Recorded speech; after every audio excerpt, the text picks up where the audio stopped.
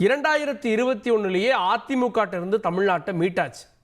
இப்போ நீங்க எதை மீட்கிறதுக்காக சுற்றுப்பயணம் போறீங்க, மக்கள் இதை ஏற்க மாட்டாங்க அப்படின்னு திமுக தரப்புல இருந்து முதலமைச்சர் பதில் வைக்கிறார்.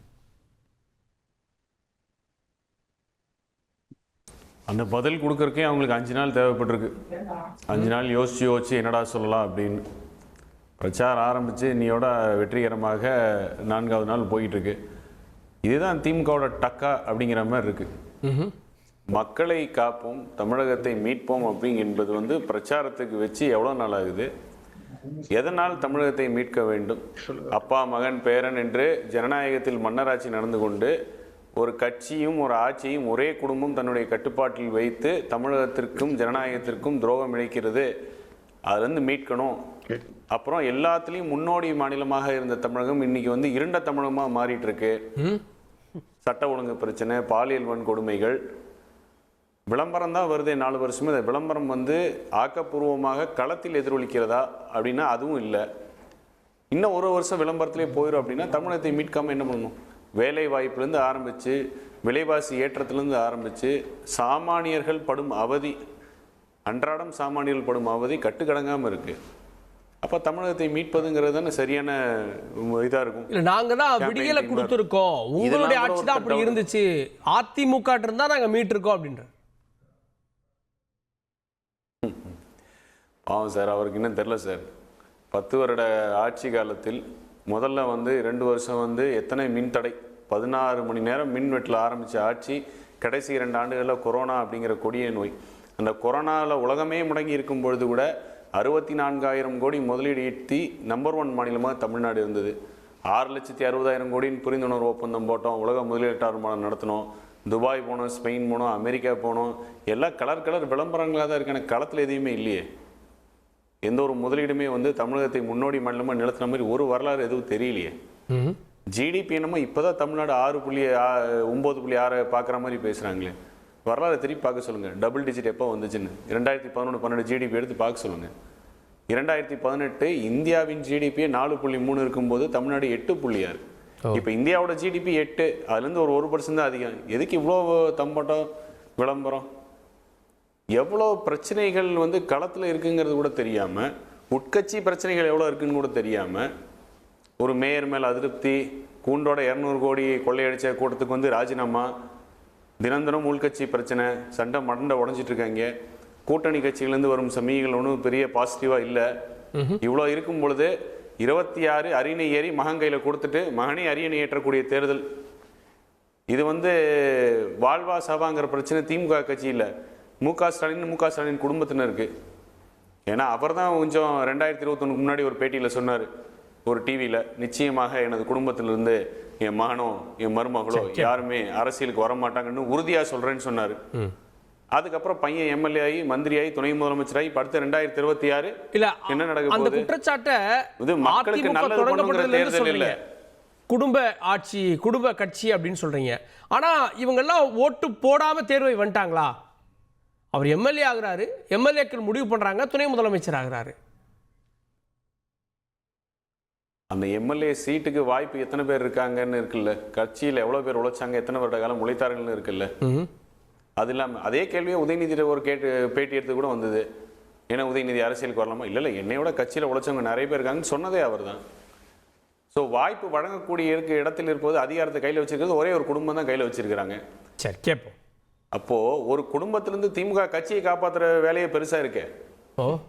அந்த குடும்பத்தோட ஆட்சி காலத்தில் வரும்போது தமிழகத்தில் அதை காப்பாற்றுற வேலை இருக்குல்ல, அந்த வேலையை தான் அதிமுக செய்ய முடியும். கேட்போம்.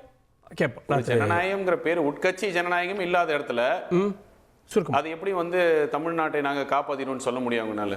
ஓகே, கேட்போம். தமிழ்நாடு இருண்ட மாநிலமாக இருக்கு. இன்னும் சொல்லணும்னா குடும்ப ஆட்சியின் கீழே தமிழ்நாடு சிக்கிட்டு இருக்கு. அப்போ மீட்க வேண்டிய தேவை இருக்கு. நீங்கள் அது எதை பற்றியுமே தெரியாமல் மீட்டுட்டோன்னு சொல்லிட்டு இருக்கீங்கன்ற. இல்லை, அந்த விவாதத்துக்கு அடுத்து வரும். இனி அதிமுக டெல்லியில் சரணடைஞ்சிருக்குல்ல, அதை மீட்க சொல்லுங்கள் அதிமுக தொண்டர்களை. அவங்க தானே ஏன் செங்கோட்டையன் போய் பார்த்துட்டு வர்றாரு தனியாக, அப்புறம் எல்லாம் என்னென்னமோ சொன்னார், அப்போ அப்படி சொன்னார், குடும்பத்துலேருந்து யாரும் வர மாட்டாங்கன்னாரு. நீங்களும் தான் சொன்னீங்க பாஜகவோட கூட்டணி வைக்கவே மாட்டோம் 24லையும் சரி 26லையும் சரி அப்படின்னு. நீங்கள் தானே உத்தரவாதம் கொடுத்தீங்க. நீங்கள் கூட்டணி வைக்கும்போது யார்கிட்ட பேசுனீங்க, யார்கிட்ட கலந்து ஆலோசனை செஞ்சுட்டு அதை கொண்டு வந்தீங்க? ஆனால் எங்களுக்கு உட்கட்சி ஜனநாயகம்ன்றது எங்களுடைய பொதுக்குழு, எங்களுடைய செயற்குழு. நாங்கள் இங்கே விவாதம் பண்ணி தான் முடிவெடுக்கிறோம். நீங்கள் வந்து டெண்டரில் சிஎம் ஆன மாதிரி கூவத்தூர்ல யார் அதிகமாக பணம் கொடுத்தா முதலமைச்சர் ஆகலாம் அப்படின்ற மாதிரி இல்லை. அதெல்லாம் கவர் ஸ்டோரி கதையா இருக்கு. கவர் ஸ்டோரி கதையா எம்எல்ஏக்கள் முடிவு பண்றாங்க, ஒருத்தர் முதலமைச்சர் இவர் மட்டும் எப்படி முடிவு பண்ணாரு மன்னராட்சி நடக்குதுன்னு? இவர் மன்னராட்சின்னு ஒரு குடும்பத்துல இருந்து வர்றாங்கன்றார்ல. மன்னராட்சின்ற வார்த்தை பயன்படுத்தினா நான் சொல்றேன் மன்னராட்சி வரவே முடியாது. நம்முடைய ஜனநாயக அமைப்பு அப்படி கிடையாது. அவருக்கு தெரியலைங்க, அவருக்கு அது தெரியல. ஜனநாயக முறையில மன்னராட்சி நடக்காதுன்றது அதிமுகவுக்கு தெரியல. அப்ப இதெல்லாம் அவர்களுக்கு பிரச்சனையா இருக்கு. செங்கோட்டையனை சமாளிக்கிறதா, ஓபிஎஸ் சமாளிக்கிறதா, டிடிவியை சமாளிக்கிறதா, சசிகலாவை சமாளிக்கிறதா? அப்ப உங்க கட்சிக்குள்ள இவ்வளவு பிரச்சனை வச்சிருக்கீங்க. அதனால நீங்க வந்து பாலை தூக்கி அங்க உட்கட்சி, அங்க கூட்டணி சரியில்லை, நீங்க உத்தரவாதம் கொடுத்தீங்களா இல்லையா? நீங்க சொன்னீங்களா இல்லையா? பாஜகவோட கூட்டணி வச்சதுனாலதான் நான் தோத்தேன் ஜெயக்குமார் சொன்னாரா இல்லையா? அது வந்து செஞ்ச தவறு, சிஏஏ வந்து கூட்டணி தர்மத்துக்காக ஆதரவு கொடுத்தேன்னு சொன்னாரா இல்லையா? எஸ்டிபிஐ மாநாட்டில் உத்தரவாதம் கொடுத்தீங்களா இல்லையா திரும்ப பாஜகவோட சேர மாட்டேன்? அதெல்லாம் சொல்லிட்டு இப்ப பாஜகவுடைய குரலை தாண்டி RSS உடைய குரல், கோயிலை வந்து அறநிலைத்துறையில கட்டுப்பாட்டுல இருந்து வெளியே கொண்டு வரணும்னு சொல்றது ஹெச் ராஜாவுடைய குரல், RSS உடைய குரல். அந்த நிதியை வந்து வெறும் இந்துக்களுக்காக தான் பயன்படுத்த வேண்டும், அதை வந்து ஆன்மீகத்தை கடந்து கல்விக்காக பயன்படுத்தக்கூடாதுன்னு சொல்லக்கூடிய குரல் யாருடைய குரல்? RSS உடைய குரல், ஹெச் ராஜா சங் பரிவார் கூட்டத்துடைய குரல். அந்த குரலை இன்னைக்கு அவர் பேசுறாரு.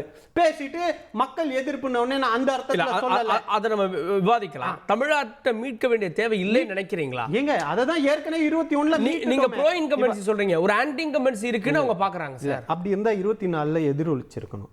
அதை ஏன் எதிரொலிக்கல 24ல? ஆன்டி இன்கம்பன்சி இப்போ அந்த 24ல இல்லாதது ஒரு வருஷத்துல ஆன்டி இன்கம்பன்சி ஆட்சி கவிழ்ற அளவுக்கு வந்துச்சா? நீங்க சொல்றதுக்கு ஒரு மீட் எடுத்து நீங்க என்ன பண்ண போறீங்க? யார் அதிகாரத்தை பறித்தார்களோ அவர்களோட கூட்டணியில இருக்கீங்க. இன்னைக்கு 2 முக்கியமான விஷயத்துக்கு ஒரு ஸ்டாண்ட் எடுக்க சொல்லுங்க. நாங்க உச்ச நீதிமன்றத்துக்கு போய் துணைவேந்தர்களை மாநில அரசு தான் நியமிக்கும்னு ஒரு தீர்ப்பை வாங்கிட்டு வந்து உயர் நீதிமன்றம் அதை தூக்கி அடிக்குது. அதை பத்தி இதுவரையும் எடப்பாடியுடைய கருத்து என்ன? நீங்க அந்த துணைவேந்தர் விவகாரத்தில் ஆளுநருக்கு எதிராக இருக்கீங்களா?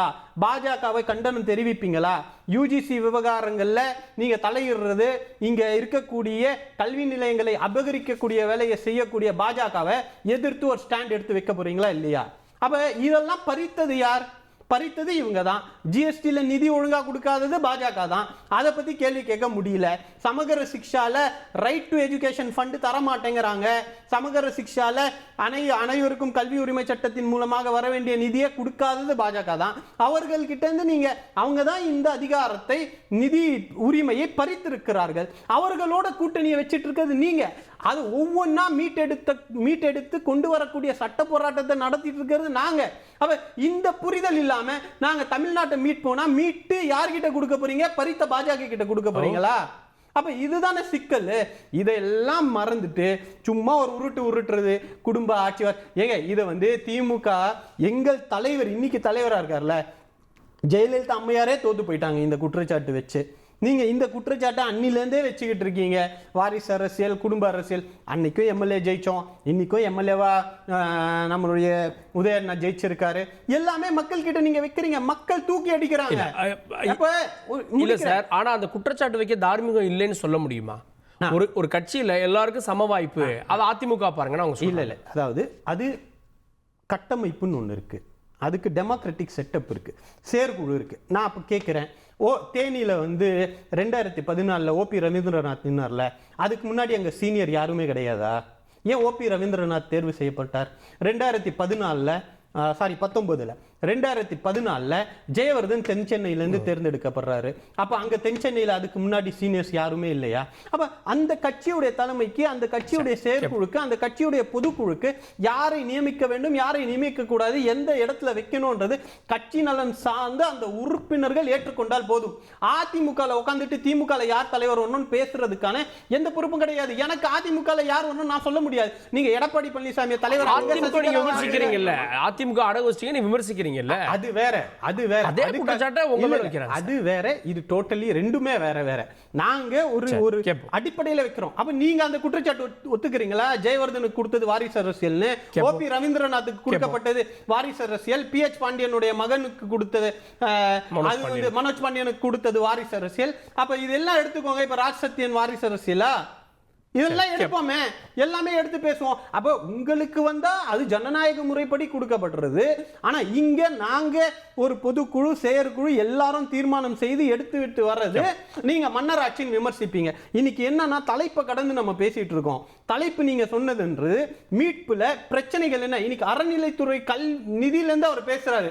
அந்த நிதி ஏங்க ஒரு கோயில் உடைய நிதியிலிருந்து எம்ஜிஆர் அவர்கள் பாலிடெக்னிக் காலேஜ் கட்டினாரு. அப்ப இந்த விமர்சனம் இல்ல அந்த விஷயத்தை அடுத்த ரவுண்ட்ல நம்ம ஃபுல்லா டீடைலா பேசலாம்.